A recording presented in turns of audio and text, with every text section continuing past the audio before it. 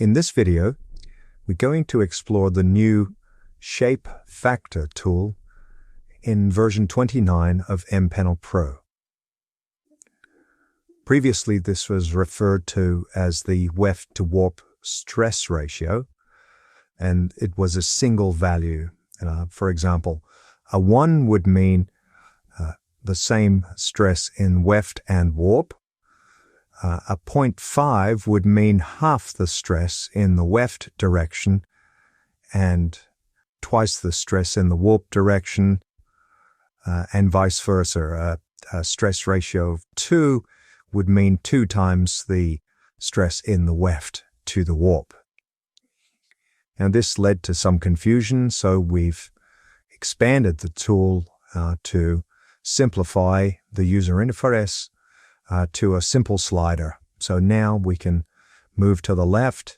We're increasing the warp stress to a 3:1 stress ratio, and then back to the default in the center of 1:1, and then 3 to the right for the weft thread.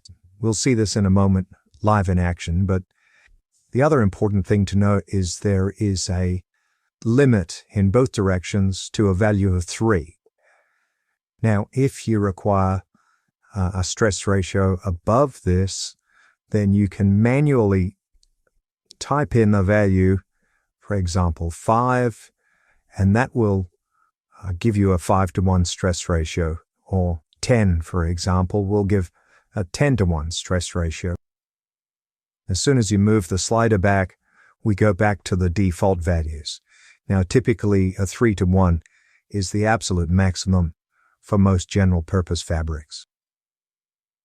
And we'll have a look at a barrel arch structure here, and we'll see a series of screenshots effectively. Here, the weft is running from left to right, and the warp threads are running from the front towards the back of the screen. So here we have a very high ratio of stress in the weft threads between the arches, and therefore a lower stress in the warp threads. Now we'll go back to the middle, and here is a 1:1 stress ratio. So we have an equal stress in both directions between the weft threads and the warp threads. We go to the other extreme, and here we have a very high stress in the warp threads from front to back, and a very low stress in the weft threads. Now, obviously, this ratio is dependent on the direction of the warp and the weft. In some models, the weft will run from left to right and warp in the direction from front to back, but it could also be the exact opposite. So the effects of the Shape Factor tool will vary depending on the direction of warp in your model.